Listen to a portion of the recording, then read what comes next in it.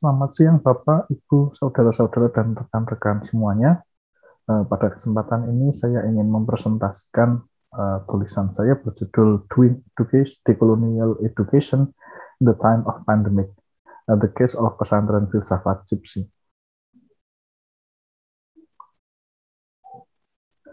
Nah, kira-kira ada 5 poin-poin diskusi yang akan kita bahas secara singkat. Yang pertama terkait dengan apa itu pesantren filsafat Gypsy, yang kedua tentang background pendirian pesantren ini, yang ketiga tentang pada kurikulum pendidikan alternatif, kemudian dilanjutkan dengan strategi mengajar yang mengadopsi model Taurikoh, dan kemudian terakhir terkait dengan peran pandemi dalam pendirian pondok pesantren ini.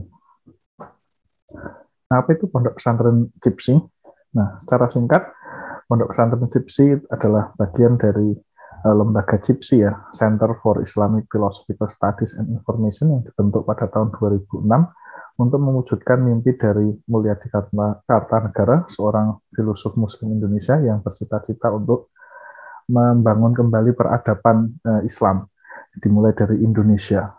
Nah, kira-kira pembangunan peradaban itu dimulai dari pembangunan ilmu, dan pembangunan ilmu juga mensyaratkan pembangunan pendidikan untuk menghasilkan tradisi keilmuan yang memadai.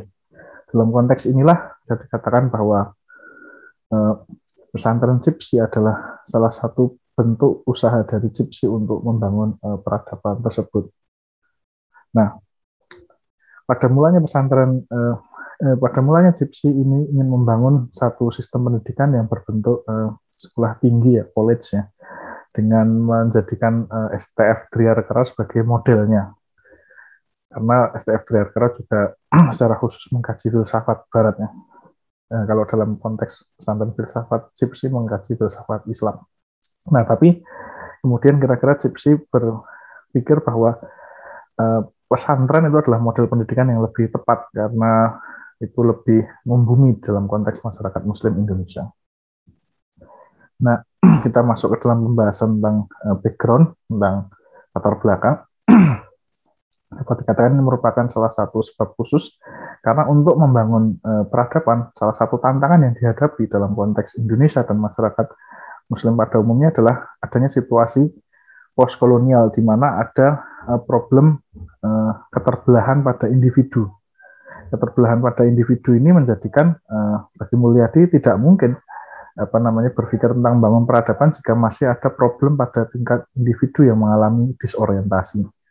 Nah, disorientasi ini sendiri disebabkan oleh produksi pengetahuan kolonial, maksudnya adalah produksi pengetahuan barat yang dominan, dan kemudian memikirkan produksi pengetahuan alternatif, sehingga di sini ada problem krisis identitas dan berakhir pada keterbelahan. Karena kenapa?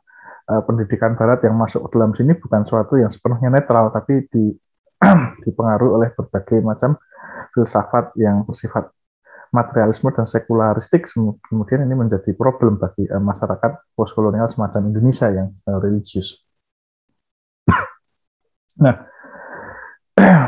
pesantren Gypsy atau di dalam konteks ini Mulyadi merasa bahwa walaupun misalkan keterbelahan ini coba diatasi dengan menyerap sepenuhnya pada tradisi keilmuan barat yang sekularistik dan materialistik, itu juga tidak menjadi solusi yang memecahkan masalah. Karena kenapa? Di dalam konteks masyarakat barat sendiri, manusia modern itu juga mengalami problem disorientasi karena ketercerabutan ilmunya dari hal yang spiritual. Bagaimana juga ini diajukan oleh Hussein Nasr, orang yang mempengaruhi Mulyadi. Jadi sehingga di sini dibutuhkan alternatif pendidikan, produksi pengetahuan alternatif untuk kemudian merespon pengetahuan dominan tersebut, bukan dalam arti menggantikannya, tapi kemudian menjadi semacam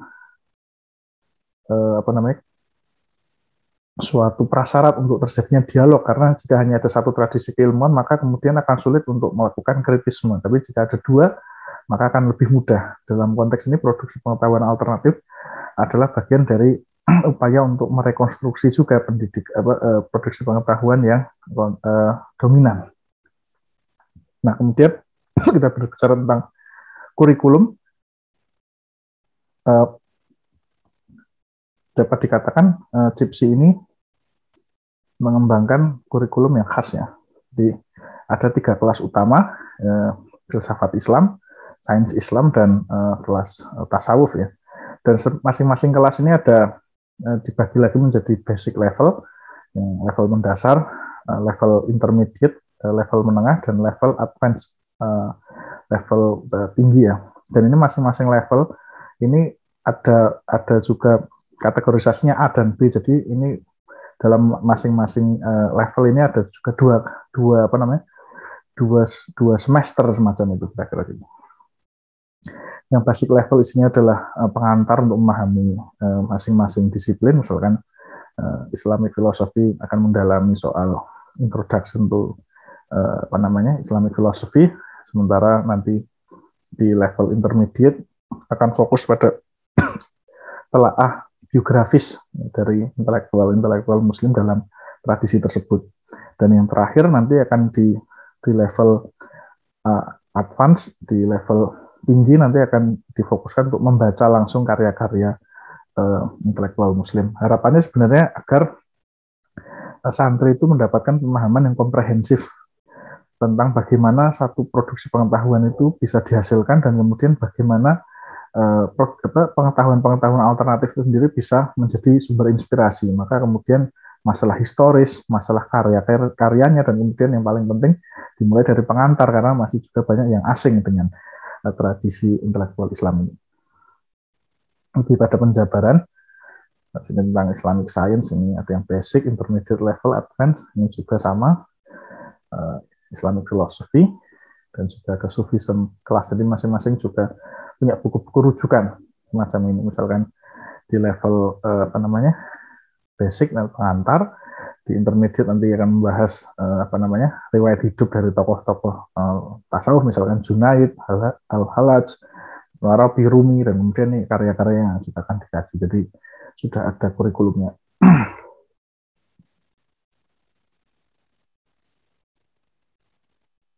Nah, ini supaya cepat. Jadi inti dari kurikulum tadi, pendekatan pada sains Islam, kemudian filsafat Islam, dan kemudian tasawuf itu sebenarnya dalam konteks untuk ini mengcounter pengaruh-pengaruh dari tradisi keilmuan kontemporer yang juga menyasar pada diri manusia ya, mulai dari outer senses, dari indera panca indera, dari reason, dari akal, dan kemudian dari hati. Jadi kira-kira outer senses ini nanti akan diimbangi dengan sains Islam, reason ini akal diimbangi dengan filsafat Islam, dan hati di sini akan diimbangi dengan tasawuf atau Islamic spirituality, sehingga menghasilkan diri yang united ya, yang tidak terbelah. Kalau sini kan disoriented, kira-kira semacam itu. Nah, kita masuk ke dalam strategi mengajar. Jadi ini menarik karena CIPSI mengadopsi gaya mengajar ala tarikah ya. Maksudnya tarikah ini begini. Jadi fungsi dari pengajar atau mursyid kalau dalam tarikah ini, dalam konteks pesantren filsafat ini banyak dapat dipegang oleh Mulyadi sebagai pengajar utama. Ini fungsinya sebagai tour guide, semacam ini. Tour guide untuk menemani para santri menyelami tradisi intelektual Islam yang sangat kompleks. Jadi kira-kira dibayangkan pondok pesantren ini semacam perjalanan spiritual kalau dalam sufisme itu. Dan kemudian fungsinya guru, fungsinya mursyid itu tujuannya untuk menemani supaya mereka itu bisa mengerti dunia yang mereka lihat sendiri, kemudian juga mempercepat pengetahuan, karena supaya jika kemudian mereka mengalami kebingungan bisa dengan mudah bertanya. Jadi sebenarnya gaya pendidikannya adalah dengan langsung melakukan istilahnya itu menceburkan diri, langsung merasakan eksperiental, karena supaya mereka sendiri akan mengalami satu kesadaran batin, karena itulah yang ingin dihasilkan. Ini makanya kemudian di dalam pamflet-pamfletnya gambarnya seperti kereta, dan kemudian terbang menuju dunia fantasi. Ini dalam konteks ini semacam perjalanan ruhani. Nah, semacam bayangan-bayangan semacam ini. Jadi fungsinya mursyid adalah menemani perjalanan rohani ini. Dan fungsi-fungsi kelas itu sebenarnya adalah sebagaimana kita di stasiun-stasiun itu, kita akan melewati berbagai macam stasiun, sehingga semakin kita melewati tahap demi tahap, kita akan semakin mengetahui seluk-beluk dunia yang fantasi tadi. Dan ini sebagaimana juga kaum sufi juga seringkali menggunakan analogi-analogi perjalanan, misalkan ini perjalanan burung-burung dalam mencapai raja burung. Jadi memang perjalanan yang apa namanya penuh dengan apa namanya dengan apa namanya melihat dunia yang sebelumnya mereka sendiri belum pernah mereka lihat, jadi semacam itu perjalanan yang wonderful ibaratnya.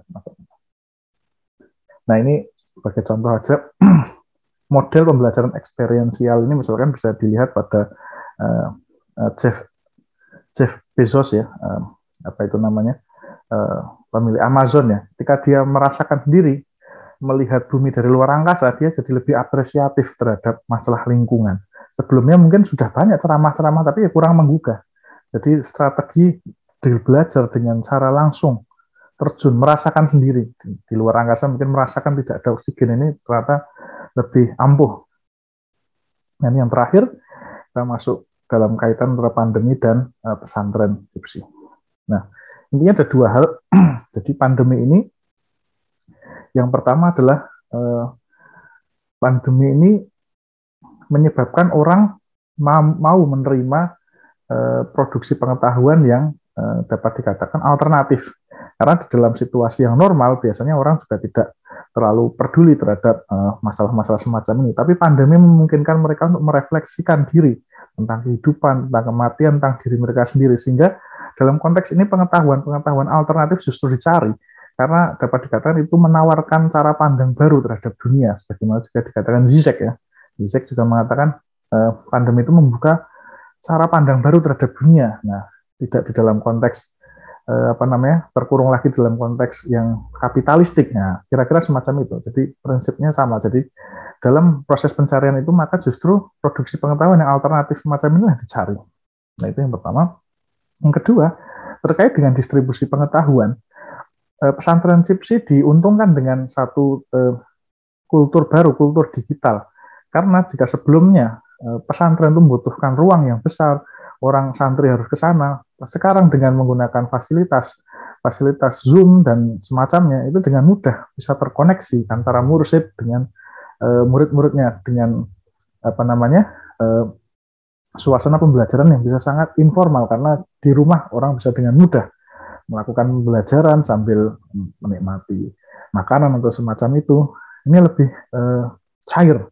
Dan hal ini juga sesuai sebenarnya dengan apa namanya prinsip tarikah ya, di mana relasi guru dan murid itu sebenarnya relasi yang sifatnya batin, jadi tidak harus selalu terkait dengan yang tatap muka atau zahir.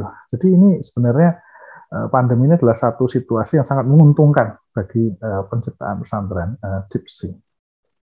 Dan kesimpulan bisa dikatakan bahwa pesantren ini adalah bentuk dari pendidikan dekolonial yang justru hadir di era pandemi. Dan pandemi seperti yang sudah dijelaskan sebelumnya itu apa namanya memungkinkan produksi pengetahuan alternatif dan juga distribusi pengetahuan alternatif yang diformulasikan oleh Gypsy bisa apa namanya diterima oleh publik Indonesia dalam konteks ini. Kemudian mereka ingin menjadi santri di sana.